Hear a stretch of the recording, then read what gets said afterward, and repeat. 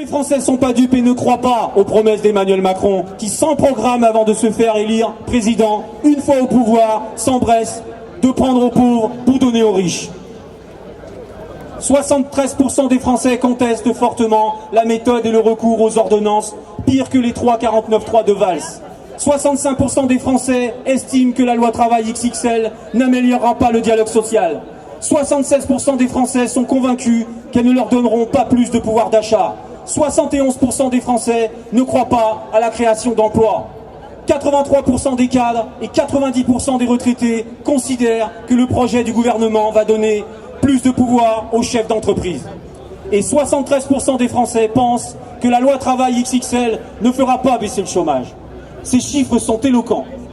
N'est-ce pas, monsieur Castaner, ministre porte-parole du gouvernement, qui a alimenté le cliché une fois de plus du chômeur parasite, le jour même de la journée internationale mondiale du refus de la misère, en déclarant sur la liberté des chômeurs de ne pas se dire « finalement, je vais bénéficier des allocations chômage pour partir 2 ans en vacances ».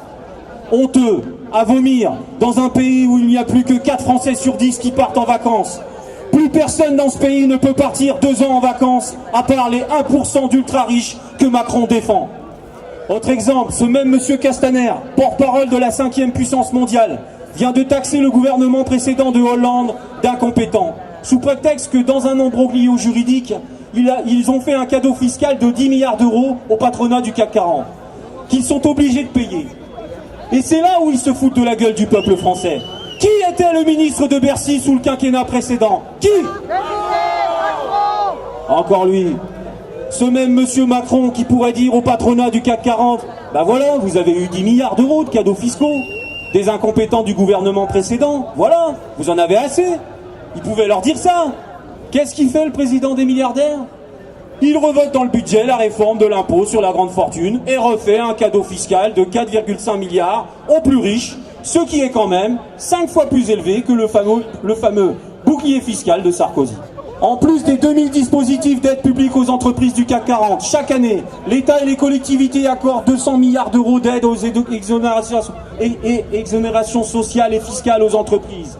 Le plus gros dispositif est le fameux CICE européen, qui offre 42 milliards tous les ans pour soi-disant créer de l'emploi. C'est à peine 100 000 emplois créés au final, dans la plus grande impunité, bien loin des 1 million d'emplois promis par Gattaz et son PINS. Vous vous rappelez son PINS qui promettait 1 million? Ce même Gattaz qui réclame le contrôle journalier des chômeurs. Il demande le contrôle journalier des chômeurs. Il réclame dans le même temps 100 milliards d'euros de CICE pour 2018. Là-dessous se rajoutent les 9 milliards du pacte de responsabilité, la baisse de moitié de l'ISF en ne prenant plus en compte les actions et obligations qui représentent 90% du patrimoine des plus riches, baisse de l'impôt sur les sociétés de 28%, cadeau au rentier en plafonnant l'imposition des revenus du capital à 30%, le tout ajouté aux 1200 milliards d'optimisation fiscale et d'évasion fiscale dont l'État ne fait pas grand-chose pour récupérer ces 1200 milliards par an. 1200 milliards par an d'évasion fiscale. Mais c'est normal. Ils en profitent, ils sont les premiers à profiter de ces dispositifs, comme symboliquement l'a fait notre ministre du Travail, Madame Pénicaud par exemple, qui a empoché en une journée 1,3 million d'euros de stock option en une seule journée sur le dos de 900 salariés licenciés dans un violent plan social de Danone. Comme vous pouvez le constater, chers citoyens, de l'argent, il y en a, et il n'y en a jamais eu autant de tous les temps. Comme vous pouvez le constater, pour les riches, c'est tout de suite, pour les pauvres, c'est plus tard, dans 2 ans, dans 3 ans, dixit monsieur Macron, qui a déclaré, tenez-vous bien, il y aura une augmentation du pouvoir d'achat faite non de mesures générales, mais fondée sur le mérite. Sur le mérite.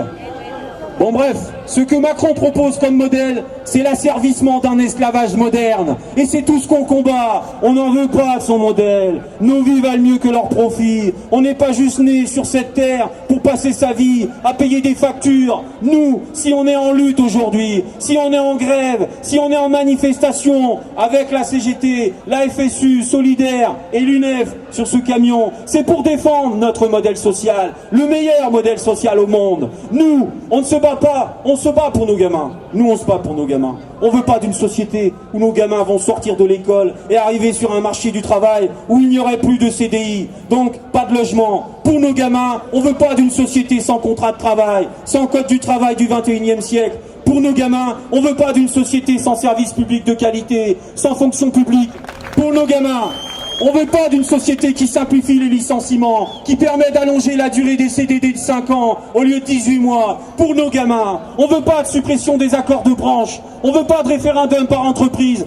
Pour nos gamins, on veut pas d'inversion de la hiérarchie des normes, on veut garder notre 13e mois, nos primes d'ancienneté, de départ à la retraite. On veut garder tous nos droits familiaux, comme par exemple les 5 jours d'office en cas de décès d'un proche, ou les congés enfants malades, ou l'allègement des congés maternité. Pour nos gamins, on veut le maintien de 12 mois d'indemnité et pas 6 mois pour les femmes agressées sexuellement sur leur lieu de travail, avec tous les scandales qu'il y a en ce moment. Ben voilà ce qu'il fait Macron dans ses ordonnances. Pareil pour les discriminations syndicales, j'en suis le premier victime, et il y en a toute une chier en France qui sont victimes de la discrimination syndicale dans l'anonymat le plus total. Et ben, il va passer de 12 mois d'indemnité pour nos chers représentants syndicaux à 6 mois. On veut pas de fusion des instances pour nos gamins. On veut pas de tes ruptures conventionnelles collectives, Macron. On veut pas de tes CDI de chantier.